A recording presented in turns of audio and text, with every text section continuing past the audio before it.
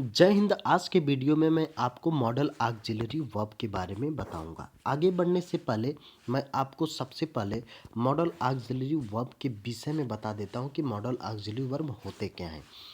Model auxiliary verb ऐसे types के verb होते हैं जिससे मॉडलिटी का भाव प्रकट होता है। मॉडलिटी मीन्स कहें तो रिक्वेस्ट, ऑर्डर, एडवाइस, सजेशन, इन सब का भाव प्रकट होता है। यानी हम किसी से प्रार्थना करें, किसी को आदेश दें, किसी को सलाह दें, तो इस तरीके का भाव प्रकट करने के लिए हमें मॉडल ऑक्सिलरी वर्ब की नीड होती है। अब हम आगे देख लेते हैं कि मॉडल ऑक्सिलरी वर्ब कौन कौन से होते हैं। इसमें आप देखें तो can, could, may, might, must, ought to, shall, should, will और वुड, ये सब जो मेन रूप से मॉडल ऑक्सिलरी वर्ब के अंतर्गत आते हैं। अब हम बात कर लेते हैं कि कुछ कॉमन मॉडल ऑक्सिलरी वर्ब हैं जिनसे एक ही तरह की मीनिंग होती है, लेकिन उसमें कुछ मिल्ड डिफरेंस होते हैं। अगर आप देखें तो कैन और मे, इन दोनों की जो डिफिनीसन होती है, जो दोनों की जो मीनिंग होती है, वो होती है सकना, लेकिन इसमें कुछ मिल्ड डिफरेंस है, थोड़ा अंतर है, जिसको मैं आगे वीडियो में बताऊंगा। उसी तरीके से आप देखें आर्ट टू और शुड, इन दोनों की जो मीनिंग होती है वो होती है चाहिए। इसमें थोड़ा सा डिफरेंस है जिसको हम बताएंगे आगे। सबसे पहले हम देख लेते हैं कैन का यूज़। कैन का प्रयोग हम वहाँ करते हैं जहाँ हमें किसी अवसर की प्राप्ति हो, एबिलिटी के बारे में बताया गया हो, पावर के विषय में डिस्कस किया गया हो, रिक्वेस्ट किया गया हो, परमिशन यानी किसी से आज्ञा लेनी हो, या संभावना या असंभावना, पॉसिबिलिटी और इम्पॉसिबिलिटी की बात हो, तो वहाँ पर हम कैन का यूज करते हैं। आइए सेंटेंस में देख लेते हैं। पहला सेंटेंस है हमारा, सी कैन स्पीक सेवरल लैंग्वेजेस, वह अनेकों भाषा बोल सकती है। अनेकों भाषा बोलने के लिए उसके अंदर एबिलिटी होगी, यानी उस तरीके की वह शिक्षा प्राप्त की होगी। तो शिक्षा यानी एबिलिटी, यानी उसके अंदर योग्यता है कि वो अनेकों भाषा बोल सकती है। तो यहाँ पर कैन का यूज़ एकदम सही है, एबिलिटी बता रहा है। नेक्स्ट सेंटेंस देखें, he can swim like a fish, यानी वह एक मछली की तरह तैर सकता है। तो मछली की तरह तैरना ये कैपेसिटी को दर्शाता है, यानी उसके अंदर उस तरीके की कैपेसिटी है जो कि वह मछली की तरह तैर सकता है। तो यहाँ पर हम कैन का यूज़ करेंगे। उसी तरीके से देखें, यहाँ पे लिखा है कि he can solve the problem, यानी वह इस समस्या को सॉल्व कर सकता है, यानी सुलझा सकता है। तो सुलझा सकता है तो उसके अंदर कैपेसिटी है, यानी एबिलिटी है, यानी उसके वो किसी भी समस्या को सुलझाने में क्या है, एबल है। तो ये क्या बता रहा है, एबिलिटी को। तो यहाँ पर कैन का यूज हुआ है। उसी तरीके से देखें, यू कैन गो नाउ, यानी तुम अब यहाँ से जा सकते हो। यहाँ पर परमिशन की बात की गई है, यानी किसी को ऑर्डर, परमिशन दिया जा रहा है कि अब आप यहाँ से जा सकते हैं। तो यहाँ पर ये कैन का यूज हुआ है। उसी तरीके से नेक्स्ट सेंटेंस में देखें, can I see your diary, क्या मैं आपकी डायरी देख सकता हूँ। तो यहाँ पर हम किसी से परमिशन मांग रहे हैं, यानी हम परमिशन क्या कर रहे हैं, मांग रहे हैं। तो यहाँ पर हम परमिशन किसी से मांगने के लिए, जैसे can I see your mobile या can I see your watch, ठीक है ना, इस तरीके का परमिशन मांगने के लिए हमको कैन का प्रयोग करना चाहिए। उसी तरीके से देखें तो अगला सेंटेंस है हमारा, an honest man can't harm anyone, यानी एक ईमानदार आदमी किसी को नुकसान नहीं पहुंचा सकता। ये एक पॉसिबिलिटी है, ये पॉसिबिलिटी, यानी अच्छे आदमी किसी को नुकसान पहुंचा भी सकते हैं, लेकिन जब व्यक्ति ऑनेस्ट है तो जाहिर सी बात है कि 99% वह किसी को हार्म नहीं पहुंचाएगा। तो ये पॉसिबिलिटी को शो करने के लिए यहाँ पर कैन का प्रयोग किया गया है। उसी तरीके से आगे सेंटेंस में देख लेते हैं, कैन का जो पास्ट फॉर्म होता है, कैन का पास्ट फॉर्म जो होता है वो होता है कुड। सेम इसका यूज होता है, लेकिन अगर हम डायरेक्ट से इनडायरेक्ट बनाते हैं तो वहाँ पर कैन का कुड हो जाता है। या कोई पास्ट की बात हम करते हैं तो वहाँ पे कैन का जो क्या हो जाएगा, कुड हो जाएगा। सेंटेंस में देख लेते हैं। पहला सेंटेंस है he couldn't find the house, यानी वह अपने घर को ढूंढ नहीं सकता था। ढूंढ नहीं सकता था, उसके अंदर उस तरीके की एबिलिटी नहीं थी, उसके अंदर इस तरीके की एबिलिटी या कैपेसिटी नहीं थी कि वह अपने घर को ढूंढ सकता था। पास्ट की बात हो रही है। उसी तरीके से कहें कि he could hardly believe, I could hardly believe him, यानी मैं उस पर मुश्किल से विश्वास कर सकता था। यानी ये पॉसिबिलिटी को बता रहा है कि उस पर विश्वास करना ठीक नहीं, लेकिन मैंने बहुत मुश्किल से उस पर विश्वास कर सकता था। नेक्स्ट सेंटेंस है could you get me some water, यानी ये किसी से रिक्वेस्ट का भाव प्रकट हो रहा है, किसी से पानी मांग रहा है, तो वहाँ पर पास्ट में भेजा रहा है क्या आप मुझे कुछ पानी दे सकते थे, या क्या आप मुझे कुछ पानी दे सकते थे। यानी प्रेजेंट में पास्ट की बात हो रही है, जो कुड का प्रयोग यहाँ पर किया गया है। तो यहाँ रिक्वेस्ट की भावना भी प्रकट करने के लिए कुड आता है। उसी तरीके से देखें तो अगला सेंटेंस है could you get me some water, same sentence हो गया है। तो उसी तरीके से है कि क्या आप मुझे कुछ पानी दे सकते हैं, तो यहाँ पर वो रिक्वेस्ट हो रहा है। यहाँ पर देखेंगे आप कैन का जो यूज हुआ है पास्ट फॉर्म में कुड की तरह हुआ है। सेम कंडीशन है, बस वो थोड़े से प्रेजेंट का पास्ट में बताया गया है। अब आगे हम देखते हैं मे का यूज। मे की भी हिंदी जो होती है वो होती है सकना, और कैन की भी हिंदी होती है सकना, लेकिन इसमें थोड़ा सा डिफरेंस देखा जाता है। डिफरेंस ये है कि जो कैन है, कैन का प्रयोग यदि हम करते हैं तो उसमें पॉसिबिलिटी ज़्यादा मात्रा में होती है, और हम किसी से परमिशन कैन का प्रयोग करके सेंटेंस में मांगते हैं तो उसमें परमिशन मांगने की जो कैपेसिटी होती, जो पॉसिबिलिटी होती, जो रिक्वेस्ट होता है, वो मे की अपेक्षा ज़्यादा असरदार होता है। इसीलिए कैन और मे की दोनों की हिंदी सकना होती है, लेकिन कैन मे से ज़्यादा असरदार है। दोनों का यूज कर सकते हैं, लेकिन कैन मे की अपेक्षा ज़्यादा इफेक्टिव माना जाता है। अब देख लेते हैं इसमें मे का यूज़। मे का भी यूज़ जो है पॉसिबिलिटी, अब इसमें थोड़ा सा डिफरेंस है कि ये कोई भी चीज़ फ्यूचर में सत्य बताने के लिए प्रयोग की जाती है। But we can not be certain, लेकिन वो सत्य नहीं भी हो सकती है। यानी मे का प्रयोग हम फ्यूचर में सत्यता बताने का प्रयास करते हैं, और वो सत्य हो भी सकती है और सत्य नहीं भी हो सकती है, और ऐसा कैन में नहीं होता है। जैसे इस सेंटेंस में देखें, जैसे हम सत्यता बताने की बात करें फ्यूचर में, तो हम यूज़ करते हैं जैसे आज बारिश हो सकती है, तो यहाँ पे हम लिखते हैं इट में रेन टुडे, यानी आज बारिश हो सकती है, यानी बारिश हो नहीं रही है, हम फ्यूचर को डिनोट कर रहे हैं, और वो सही भी हो सकता है और गलत भी हो सकता है। तो यहाँ पर मे का यूज होता है। अब हम बात करते हैं कि मे का जो प्रयोग होता है परमिशन के लिए भी हो सकता है। जैसे हम बोलते हैं कि मे आई कम इन सर, क्या मैं अंदर आ सकता हूँ महाशय। उसी तरीके से मे आई गो होम नाउ, क्या मैं अब घर जा सकता हूँ। यानी किसी से परमिशन मांग सकते हैं, ऐसी स्थिति में हम मे का प्रयोग करते हैं। लेकिन कैन का यूज़ ज़्यादा इफ़ेक्टिव माना जाता है, लेकिन जो नॉर्मली फॉर्मल में यूज़ होता है मे का प्रयोग होता है। हम फॉर्मल यूज़ जो करते हैं ऑफिशियल, मे का प्रयोग उसमें ज़्यादा ही इफ़ेक्टिव माना गया है।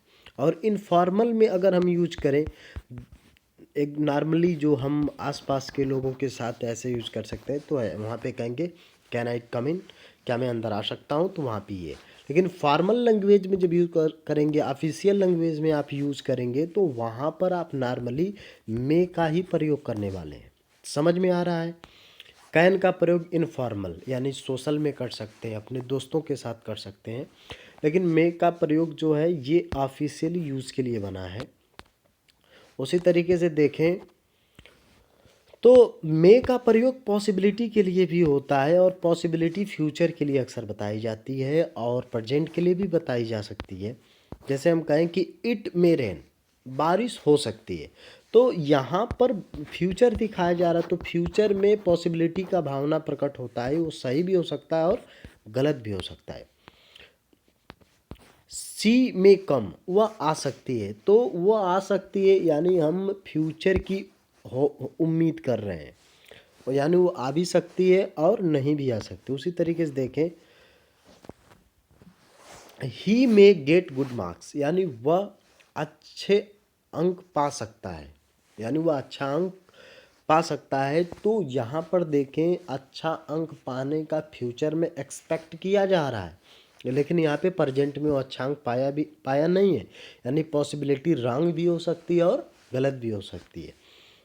उसी तरीके से देखें सी में कम, ये डबल हो गया है इसमें।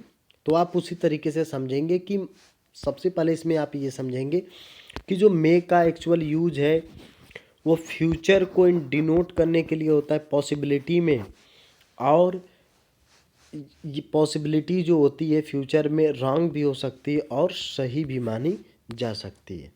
और परमिशन के तौर पे देखें तो मे का जो यूज होता है वो फॉर्मल यूज होता है, यानी हम ऑफिशियली यूज़ करते हैं मे का प्रयोग। और कैन का जो प्रयोग होता है ये हम इनफॉर्मल यूज करते हैं, यानी अपने दोस्तों के साथ पार्टी में, है ना, और सोशल में यूज़ किया जा सकता है। अब यहाँ पे देखें कि मे का प्रयोग पॉसिबिलिटी भी बताने के लिए होता है, विश का भी प्रयोग होता है। तो इसमें देखें अगर हम किसी को विश कर रहे हैं तो विश के लिए भी हम कैन का नहीं मे का ही प्रयोग करते हैं। जैसे मे गॉड ब्लेस यू, यानी भगवान आपको बरकत दे।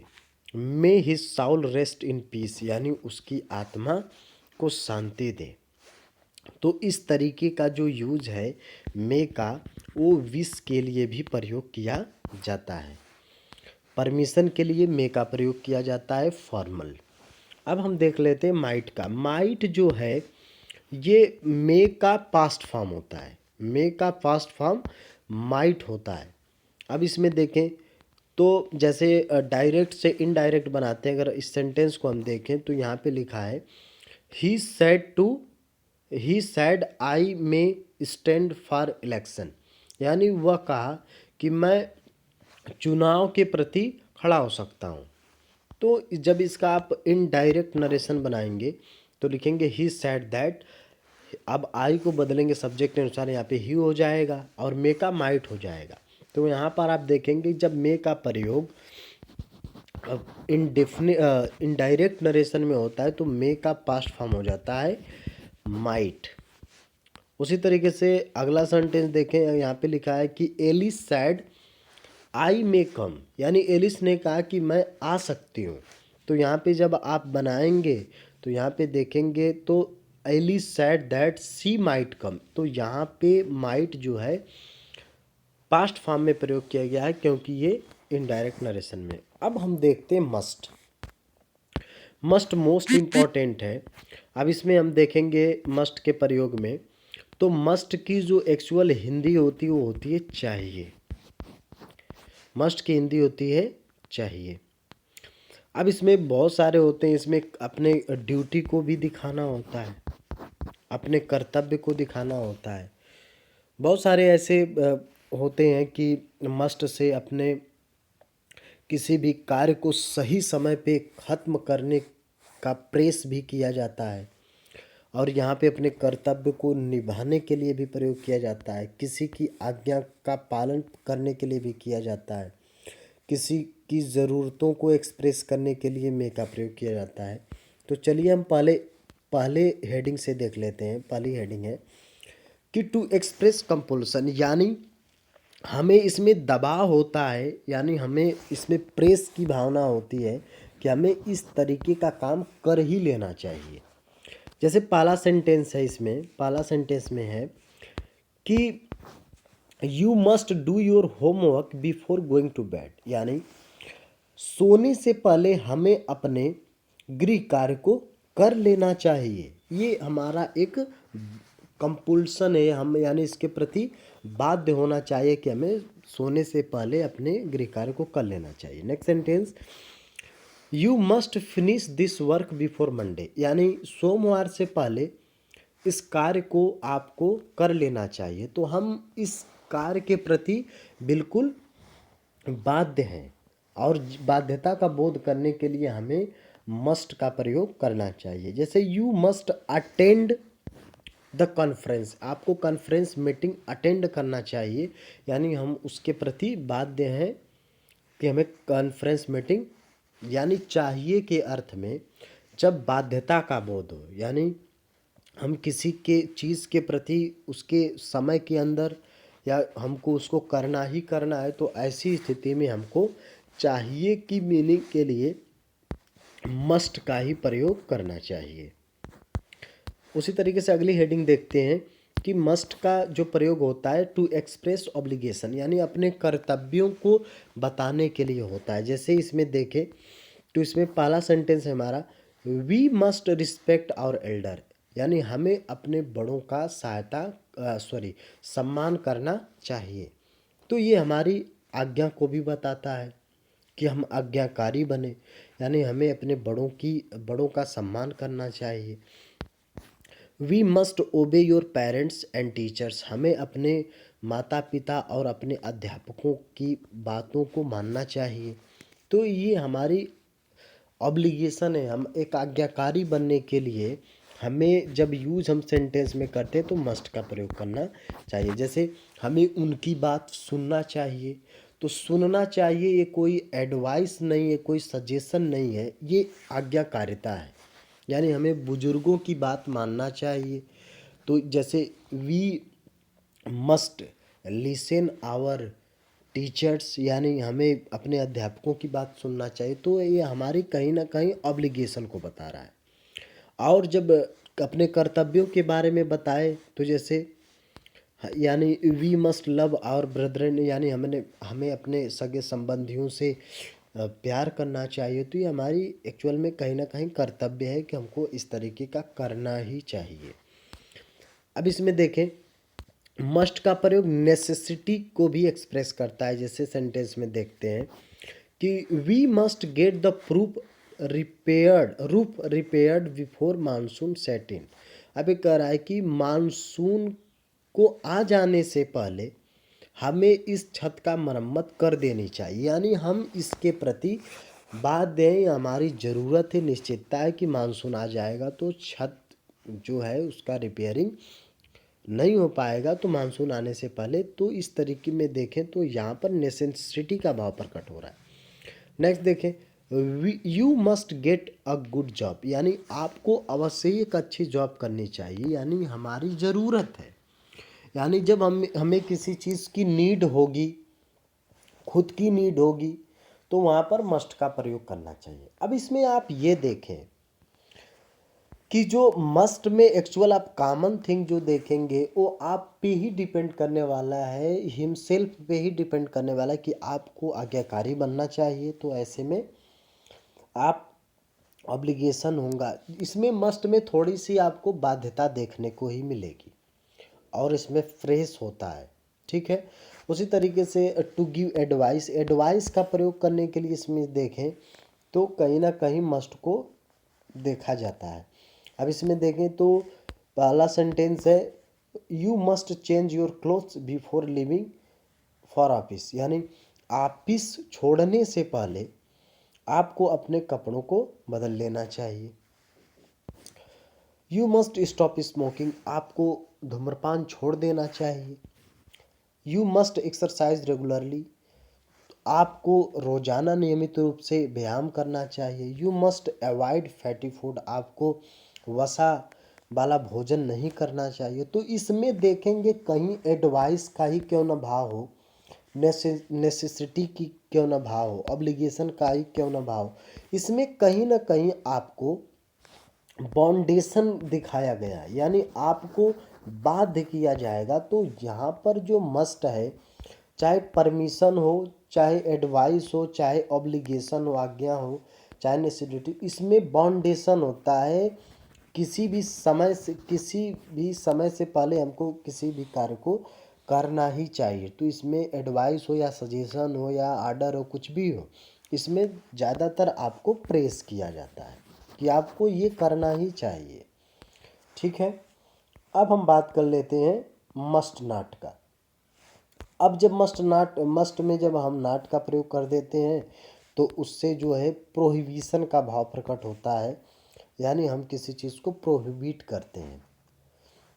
अब देखिए इस सेंटेंस में देखें तो you must not teach the dog, यानी हमें कुत्तों को चिढ़ाना नहीं चाहिए, यानी परेशान नहीं करना चाहिए। तो इसमें देखेंगे प्रोहिबिट किया गया, मना करने का भाव प्रकट होता है, यानी हमको मना जब किया जाएगा प्रेस करके, तो ऐसी स्थिति में हमको मस्ट नॉट का प्रयोग किया जाएगा। उसी तरीके से देखें यू मस्ट नॉट स्मोक, यानी हमें धूम्रपान नहीं करना चाहिए, यानी प्रोहिबिशन का भाव प्रकट हो रहा है, मना का।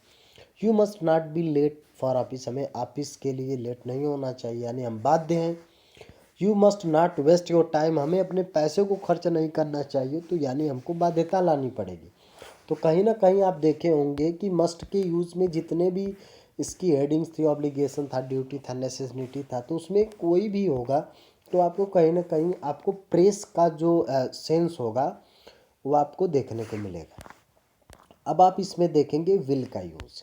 विल भी एक मॉडल ऑक्सिलरी वर्ब है और इसका जो प्रयोग होता है जनरली फ्यूचर टेंस में होता है और सेकेंड थर्ड पर्सन के सब्जेक्ट के साथ इसका प्रयोग होता है। यानी जनरली जो हम रूल पढ़े होंगे तो यहाँ पे देखेंगे सेकेंड फॉर्म है यू, बाकी थर्ड फॉर्म है ही, सी, इट और दे।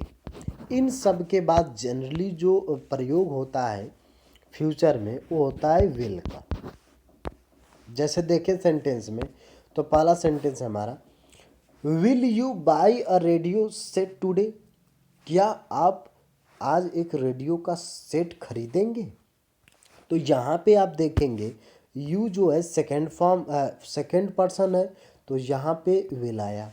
उसी तरीके से यहाँ पे देखेंगे he will go to Agra tomorrow, यानी वह कल आगरा जाएगा। तो यहाँ पे देखें जो ही है वह थर्ड पर्सन है और थर्ड पर्सन के साथ हमें विल का प्रयोग करना चाहिए। लेकिन जब आज्ञाकारिता का भाव प्रकट हो जाए, बाध्यता का भाव प्रकट हो जाए, तो बिल्कुल उल्टा हो जाता है, यानी थर्ड पर्सन और सेकेंड पर्सन के साथ शैल लगने लगता है और आई और वी के साथ विल लगने लगता है। ऐसा कब होता है, जब बाध्यता निश्चितता का भाव प्रकट होता है। टेंस में जब पढ़ाएंगे तो इसको डिटेल से बताएंगे। अब देखिए विल का प्रयोग इनविटेशन के लिए भी होता है, बहुत मोस्ट इम्पॉर्टेंट है। यानी जब हम किसी को आमंत्रित करते हैं तो हम वहाँ पर विल का प्रयोग करते हैं। जैसे सेंटेंस है हमारा will you come to dinner, क्या आप रात्रि के भोजन के लिए आएंगे। Will they come for a walk tomorrow, क्या वे सुबह मेरे साथ टहलने के लिए आएंगे। तो इस तरीके का एक देखें तो इनविटेशन का भाव प्रकट होता है विल से। अब विल से रिक्वेस्ट का भी भाव प्रकट होता है, जैसे विल यू हेल्प मी, क्या आप मेरी सहायता करेंगे। तो ऐसी स्थिति में आप देखें कि विल का जो नॉर्मली यूज़ है फ्यूचर टेंस में होता है और ही, सी, इट और दे और यू के साथ विल आता है और आई और वी के साथ शैल आता है। अब इसमें देखें शैल का यूज,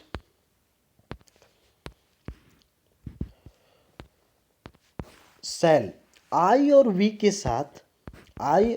के साथ शैल का प्रयोग होता है। ये भी फ्यूचर टेंस में प्रयोग, जैसे I shall meet him tomorrow, मैं उससे कल मिलूंगा। We shall do our work, यानी हम अपना कार्य करेंगे। तो यहाँ पे आप देख रहे हैं कि आई फर्स्ट पर्सन का प्रोनाउन और वी भी फर्स्ट पर्सन का प्रोनाउन है और इसके साथ जो मॉडल ऑक्सिलरी वर्ब आया है वो आया है शैल। लेकिन मैंने आपको बताया जब बाउंडेशन हो और आर्डर हो, सख्त आर्डर हो, निश्चितता का भाव प्रकट हो, तो आई और वी के साथ सेल नहीं विल आने लगता है। जैसे मैं बाजार जाऊंगा ही, तो अगर वहाँ पे बाध्यता हो गई तो वहाँ पे आई के साथ विल लगने लगेगा। आप जनरली इंग्लिश की किताबों में जब लिटरेचर पढ़ रहे होंगे तो वहाँ पे अब सेल का यूज़ ख़त्म करके विल का ही यूज़ का प्रयोग होता है, इसीलिए इसमें बाध्यता ही पाई जाती, तभी यहाँ पे विल का प्रयोग होता है। अब हम आगे देखते हैं वुड का प्रयोग। Would is the past form of will, यानी विल का जो पास्ट फॉर्म होता है वो होता है वुड। बहुत ही इम्पोर्टेंट है विल का पास्ट फॉर्म। जैसे हम देखें कि जब विल का प्रयोग देखेंगे कि नरेशन में, डायरेक्ट नरेशन में विल आया है तो इनडायरेक्ट नरेशन में वुड हो जाता है। ये एक जनरल रूल है।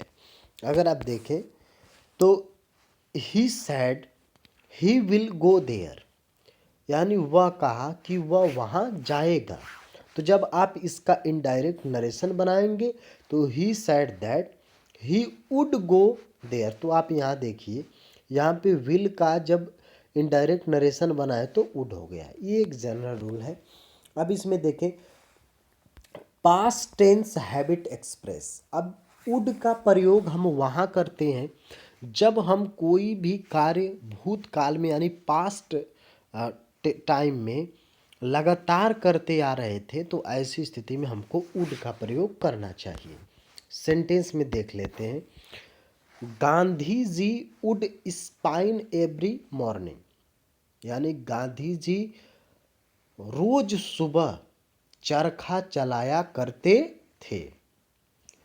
प्रेजेंट में नहीं, पास्ट टाइम में गांधी जी रोज सुबह चरखा चलाने का काम किया करते थे। तो पास्ट में अगर हैबिट दिखाई जाए, जैसे मैं उससे रोजाना मिलने जाया करता था, तो यहाँ पर आप वुड का ही प्रयोग करेंगे।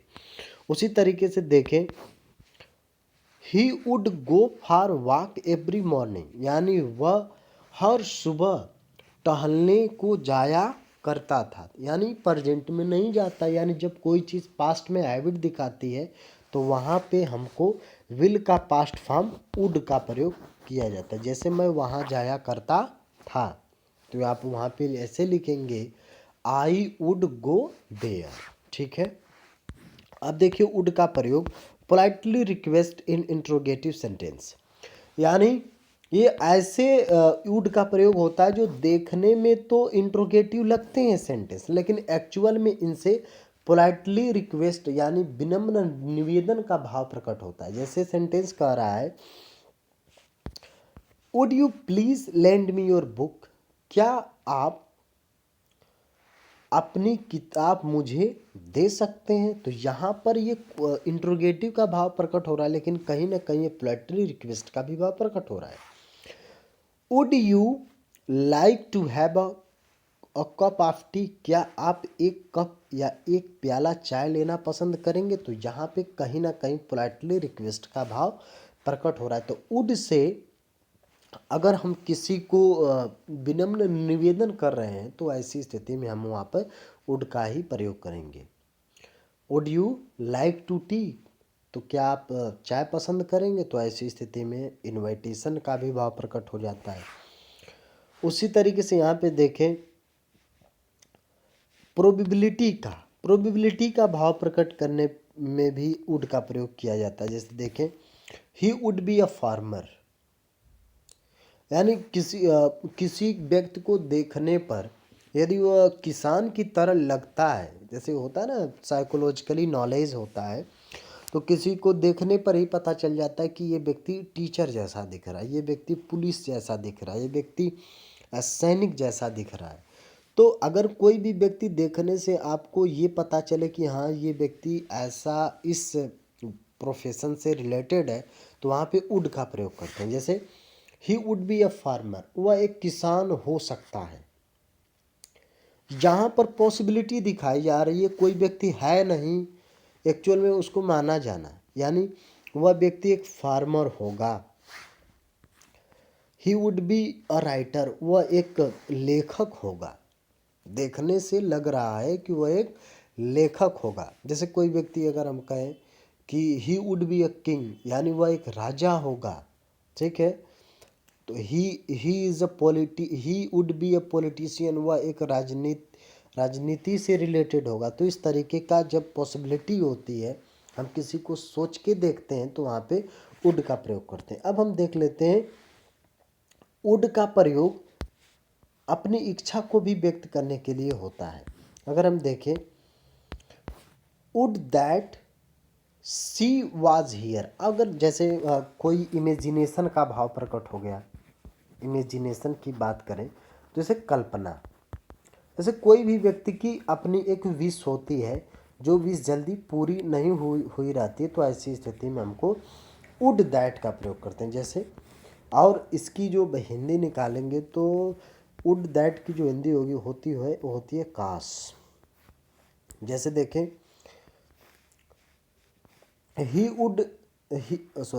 Would that he was here, काश वह यहाँ होता, यानी एक्चुअल में वह अब इस दुनिया में नहीं है। Would that I was a king, काश मैं एक राजा होता। तो ऐसी स्थिति में आप देखेंगे तो यहाँ पे वुड दैट का प्रयोग जो हुआ है, यहाँ पे इमेजिनेशन का भाव प्रकट करने के लिए, किसका भाव, इमेजिनेशन का भाव प्रकट करने के लिए होता है। थोड़ा सा इसमें सेंटेंस में मिस्टेक है, यहाँ पर वाज की जगह वर होना चाहिए। जब इमेजिनेशन का भाव प्रकट होता है तो किसी भी सब्जेक्ट के बाद हम वर का प्रयोग करते हैं। तो यहाँ दोनों के पास ही और आई के बाद हमें वाज नहीं वर का प्रयोग रखना होगा। अब देखिए, जो शैल का पास्ट फॉर्म होता है वो होता है शुड।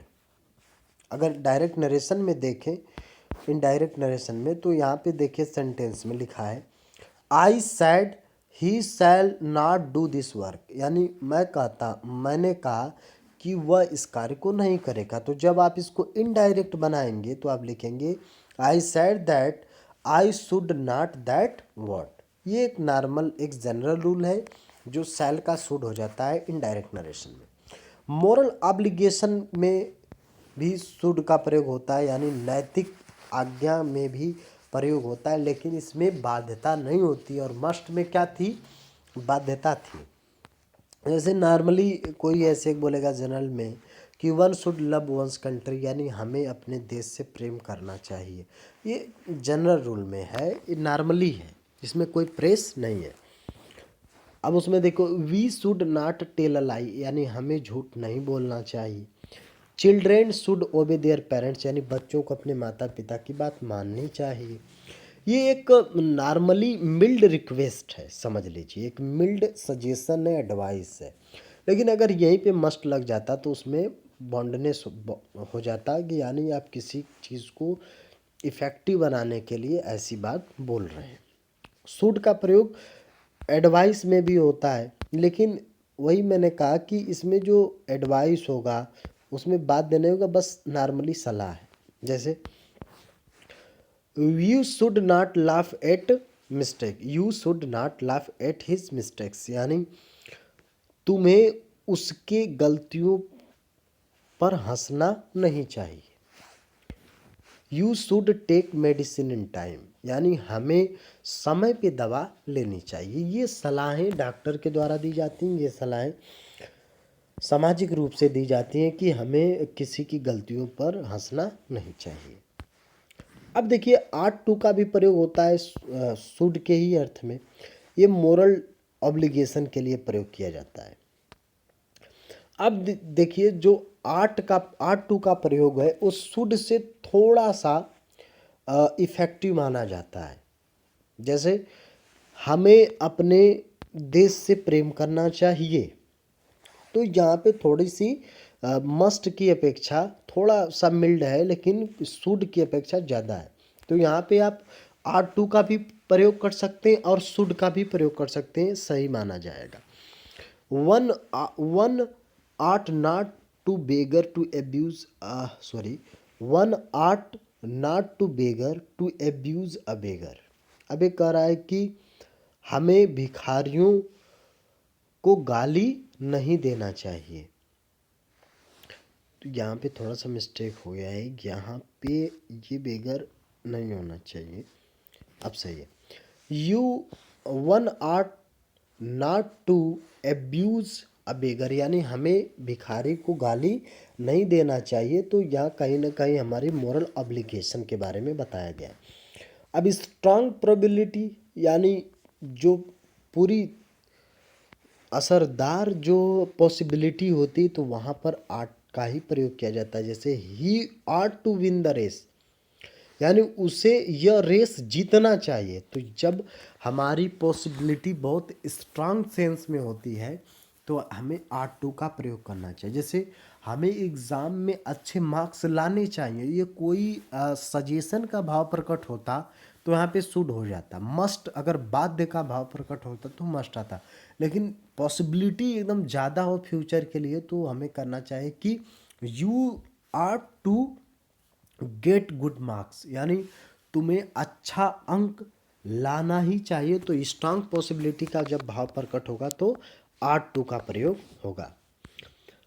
जैसे इसमें देखें कि see art to pass in the first division, ये फर्स्ट डिवीज़न पास होने की स्ट्रांग पॉसिबिलिटी है फ्यूचर में, यानी तुम्हें फर्स्ट डिवीज़न पास होना ही चाहिए। तो आर्ट टू का प्रयोग होगा। अब एडवाइस में भी होता है। जैसे हम देखें कि you are to read the Gita, यानी हमें गीता पढ़ना चाहिए। तो ये नॉर्मली आपका एडवाइस है।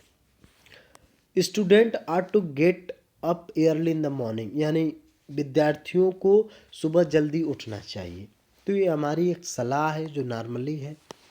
तो यहाँ पे आप शुड का भी प्रयोग कर सकते हैं और आर्ट टू का भी प्रयोग कर सकते हैं, गलती नहीं होगी। बस ये है कि कुछ कॉमन मॉडल ऑक्सिलरी वर्ब हैं जो चाहिए के अर्थ में आते हैं। जैसे मस्ट है, शुड है और आर्ट टू है। तो आप देखेंगे मस्ट जो है शुड से ज़्यादा इफेक्टिव माना जाता है और शुड से थोड़ा सा इफेक्टिव आर्ट टू का प्रयोग होता है। आशा करता हूँ ये वीडियो आपको अच्छे से समझ में आई होगी। सो प्लीज़ चैनल को सब्सक्राइब करें, बेल आइकन को प्रेस करें और वीडियो को लाइक करें। धन्यवाद। Have a nice day. आपका दिन शुभ हो।